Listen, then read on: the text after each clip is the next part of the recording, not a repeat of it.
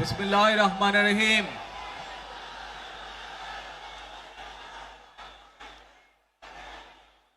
প্রিয় বাংলাদেশ, উপস্থিত প্রিয় মুরব্বীবর্গ, মঞ্চে উপস্থিত জাতীয় নেতৃবৃন্দ, আমার সামনে উপস্থিত প্রিয় ভাই ও বোনেরা এবং মিডিয়ার মাধ্যমে সমগ্র বাংলাদেশ থেকে যারা দেখছেন এই অনুষ্ঠান, প্রিয় ভাই বোনেরা, প্রিয় মা বোনেরা, আসসালামু আলাইকুম। প্রিয় ভাই বোনেরা, আজ প্রথমেই আমি রব্বুল আলামিনের দরবারে হাজারো লক্ষ কোটি শুকরিয়া জানাতে চাই। রব্বুল আলামিনের অশেষ রহমতে আজ আমি আমার প্রিয় মাতৃভূমিতে ফিরে আসতে পেরেছি আপনাদের দোয়ায়। আপনাদের মাঝে প্রিয় ভাই বোনেরা, আমাদের এই প্রিয় মাতৃভূমি 1971 সালে লাখো শহীদের রক্তের বিনিময়ে অর্জিত হয়েছিল। ঠিক একইভাবে 75-এ আবার 7ই নভেম্বর আধিপত্যবাদীদের হাত থেকে রক্ষার জন্য সেদিন সিপাহী জনতার বিপ্লবের মাধ্যমে আধিপত্যবাদের হাত থেকে দেশকে রক্ষা করা হয়েছিল। একইভাবে পরবর্তীতে 90-এ স্বৈরাচারের বিরুদ্ধে এদেশের জনগণ, এদেশের খেটে খাওয়া মানুষ তাদের গণতান্ত্রিক অধিকারকে ছিনিয়ে এনেছিল। কিন্তু তারপরেও ষড়যন্ত্রকারীদের ষড়যন্ত্র থেমে থাকেনি। আমরা তারপর দেখেছি 2024 সালে, 71 সালে এই দেশের মানুষ যেমন স্বাধীনতা অর্জন করেছিল, 2024 সালে এদেশের ছাত্র জনতা সহ সর্বস্তরের মানুষ, কৃষক, শ্রমিক, গৃহবধূ, নারী, পুরুষ, মাদ্রাসার ছাত্র সহ দল মত নির্বিশেষে, শ্রেণী পেশা নির্বিশেষে সকল মানুষ সেদিন 2024 সালের 5ই আগস্ট এই দেশের স্বাধীনতা এবং সার্বভৌমত্বকে রক্ষা করেছিল। প্রিয় ভাই বোনেরা, আজ বাংলাদেশের মানুষ কথা বলার অধিকার ফিরে পেতে চায়। তারা তাদের গণতান্ত্রিক অধিকার ফিরে পেতে চায়। বাংলাদেশের মানুষ চায় তারা তাদের যোগ্যতা অনুযায়ী ন্যায্য অধিকার পাবে। প্রিয় ভাই বোনেরা, আজ আমাদের সময় এসেছে সকলে মিলে দেশ গড়ার। এই দেশে যেমন পাহাড়ের মানুষ আছে, এই দেশে একইভাবে সমতলের মানুষ আছে। এই দেশে মুসলমান, বৌদ্ধ, খ্রিস্টান, হিন্দু সহ বিভিন্ন ধর্মের মানুষ বসবাস করে। আমরা চাই সকলে মিলে এমন একটি বাংলাদেশ গড়ে তুলব আমরা, যেই বাংলাদেশের স্বপ্ন একজন মা দেখেন, অর্থাৎ একটি নিরাপদ বাংলাদেশ আমরা গড়ে তুলতে চাই। যে বাংলাদেশে একজন নারী, একজন পুরুষ, একজন শিশু যেই হোক না কেন নিরাপদে ঘর থেকে বের হলে নিরাপদে ইনশাআল্লাহ ঘরে আবার ফিরে আসতে পারে। প্রিয় ভাই বোনেরা, এই দেশের জনসংখ্যার অর্ধেক নারী, 4 কোটিরও বেশি তরুণ প্রজন্মের সদস্য, 5 কোটির মতন শিশু, 40 লক্ষের মতন প্রতিবন্ধী মানুষ রয়েছেন, কয়েক কোটি কৃষক, শ্রমিক রয়েছেন। এই মানুষগুলোর একটি প্রত্যাশা আছে এই রাষ্ট্রের কাছে, এই মানুষগুলোর একটি আকাঙ্ক্ষা আছে এই দেশের কাছে। আজ আমরা সকলে যদি ঐক্যবদ্ধ হই, আজ আমরা যদি সকলে প্রতিজ্ঞাবদ্ধ হই, তাহলে আমরা এই লক্ষ কোটি মানুষের সেই প্রত্যাশাগুলো পূরণ করতে পারি ইনশাআল্লাহ। প্রিয় ভাই বোনেরা, ৭১ সালে আমাদের শহীদরা নিজের জীবন উৎসর্গ করেছিলেন এই রকম একটি বাংলাদেশ গঠনের জন্য। বিগত 15 বছর স্বৈরাচারের বিরুদ্ধে শত শত হাজারো গুম খুনের শিকার হয়েছে শুধু রাজনৈতিক দলের সদস্য নয়, নিরীহ মানুষের প্রতিবাদ করতে গিয়ে অত্যাচার নির্যাতনের শিকার হয়েছে, জীবন দিয়েছে। 2024 সাল মাত্র সেদিনের ঘটনা। কিভাবে আমরা দেখেছি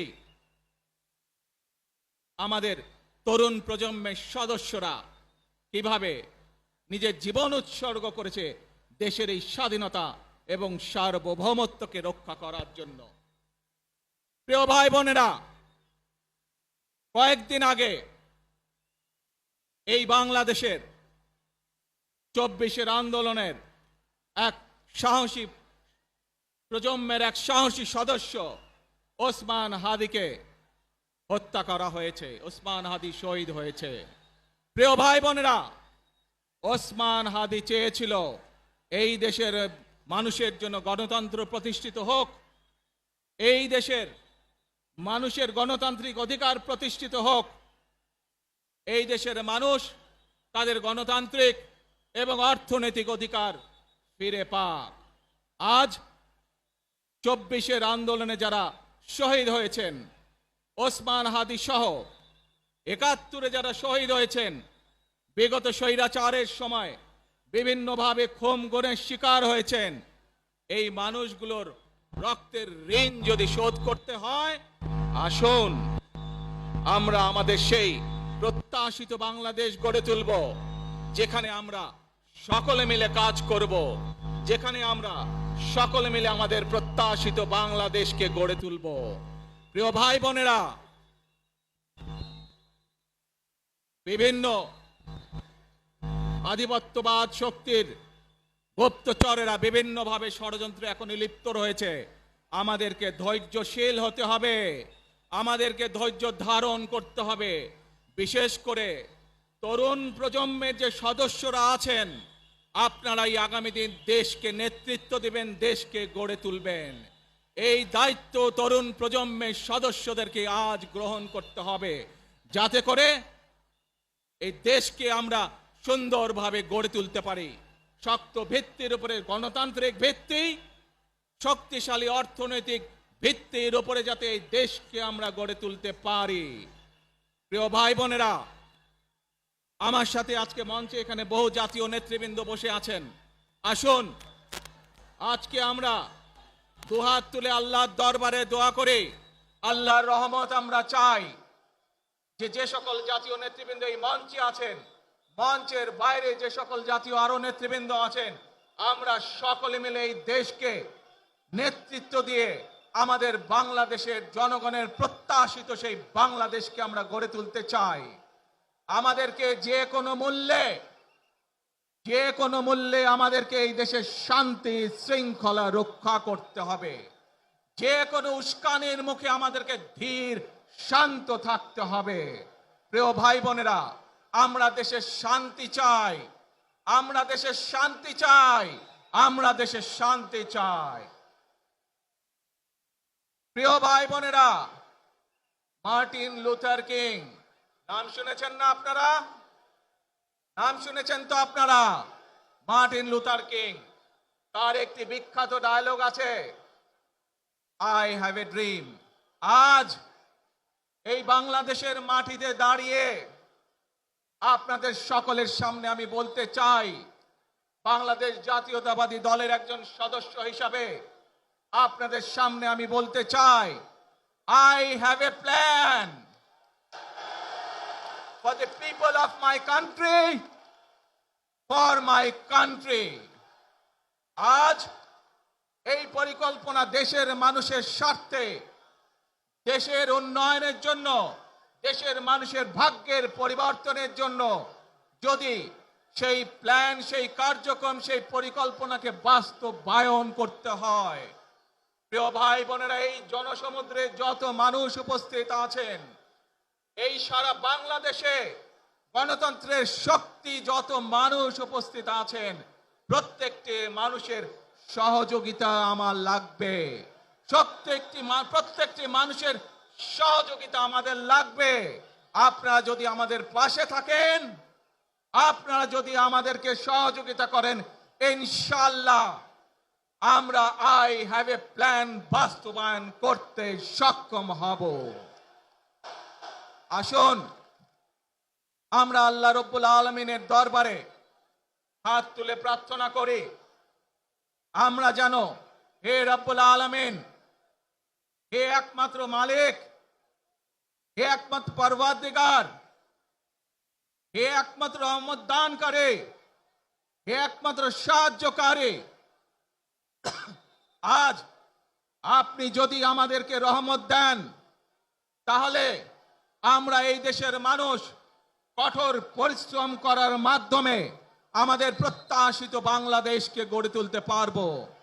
আজ যদি আল্লাহর রহমত এই দেশ এবং এই দেশের মানুষের পক্ষে থাকে, আল্লাহর সাহায্য, আল্লাহর দয়া এই দেশের মানুষের উপরে, এই দেশের উপরে থাকে, ইনশাআল্লাহ আমরা আমাদের প্রত্যাশিত বাংলাদেশ গড়ে তুলতে সক্ষম হব। প্রিয় ভাই বোনেরা, আজ আসুন আমরা সকলে মিলে প্রতিজ্ঞা করি, আমরা সকলে মিলে প্রতিজ্ঞা করি যে ইনশাআল্লাহ আগামী দিনে দেশ পরিচালনার দায়িত্বে যারা আসবে, আমরা সকলে নবী করিম সাল্লাল্লাহু আলাইহি সাল্লামের যে ন্যায়পরায়ণতা, সেই ন্যায়পরায়ণতার আলোকে আমরা দেশ পরিচালনার সর্বোচ্চ চেষ্টা করব। প্রিয় ভাই বোনেরা, আজ আপনারা জানেন এখান থেকে আমি আমার মা দেশনেত্রী খালেদা জিয়ার কাছে যাব। একটি মানুষ, যে মানুষটি এই দেশের মাটি, এই দেশের মানুষকে নিজের জীবনের থেকেও বেশি ভালোবেসেছেন, তার সাথে কি হয়েছে আপনারা প্রত্যেকটি মানুষ সে সম্পর্কে অবগত আছেন। সন্তান হিসাবে আপনাদের কাছে আমি চাইবো, আজ আল্লাহর দরবারে আপনারা দোয়া করবেন যাতে আল্লাহ ওনাকে তৌফিক দেন, উনি যাতে সুস্থ হতে পারেন। প্রিয় ভাই বোনেরা, সন্তান হিসাবে আমার মন আমার মায়ের বিছানার পাশে পড়ে আছে সেই হাসপাতালের ঘরে, কিন্তু সেই মানুষটি যাদের জন্য জীবনকে উৎসর্গ করেছে, অর্থাৎ আপনারা এই মানুষগুলোকে, যাদের জন্য দেশনেত্রী খালেদা জিয়া জীবন উৎসর্গ করেছেন, নিজের জীবন, সেই মানুষগুলোকে আমি কোনোভাবেই ফেলে যেতে পারি না। এবং সেজন্যই আজ হাসপাতালে যাবার আগে আপনাদের প্রতি সহ টেলিভিশনগুলোর মাধ্যমে যারা সমগ্র বাংলাদেশে আমাকে দেখছেন, আপনাদের সকলের কাছে কৃতজ্ঞতা প্রকাশ করার জন্য আজ আমি এখানে দাঁড়িয়েছি আপনাদের সামনে। প্রিয় ভাই বোনেরা, আসুন আমাদেরকে আজকে নিশ্চিত করতে হবে, আমরা যে ধর্মের মানুষ হই, আমরা যে শ্রেণীর মানুষ হই, আমরা যে দলেরই রাজনৈতিক দলের সদস্য হই অথবা একজন নির্দলীয় ব্যক্তি হই, আমাদেরকে নিশ্চিত করতে হবে যে কোনো মূল্যে আমরা আমাদের এই দেশের শান্তি শৃঙ্খলাকে ধরে রাখতে হবে। যে কোনো মূল্যে যে কোনো বিশৃঙ্খলাকে পরিত্যাগ করতে হবে। যে কোনো মূল্যে আমাদেরকে নিশ্চিত করতে হবে যাতে মানুষ নিরাপদ থাকতে পারে। শিশু হোক, নারী হোক, পুরুষ হোক, যে কোনো বয়স, যে কোনো শ্রেণী, যে কোনো পেশা, যে কোনো ধর্মের মানুষ যেন নিরাপদ থাকে, এই হোক আমাদের চাওয়া আজকে। প্রিয় ভাই বোনেরা, আসুন প্রিয় ভাই বোনেরা, সবাই মিলে আজ আমরা প্রতিজ্ঞাবদ্ধ হই, সবাই মিলে করব কাজ। কে জোরে আরো, সবাই মিলে করব কাজ, কর্মমোদের বাংলাদেশ। ইনশাআল্লাহ আপনাদের সকলের কাছে দোয়া আছে, আবারও সকলকে যে কোনো মূল্যে দেশে শান্তি শৃঙ্খলা রক্ষার আহ্বান জানিয়ে যে কোনো বিশৃঙ্খলাকে পরিহার করে ধৈর্যের সাথে মোকাবেলা করার আহ্বান জানিয়ে আমার বক্তব্য শেষ করছি। আবারও আপনাদের কাছে কৃতজ্ঞতা প্রকাশ করছি আজকে আমাকে এইভাবে বরণ করে নেওয়ার জন্য। আল্লাহ হাফেজ। বাংলাদেশ জিন্দাবাদ, বাংলাদেশ জাতীয়তাবাদী দল জিন্দাবাদ। আসসালামু আলাইকুম।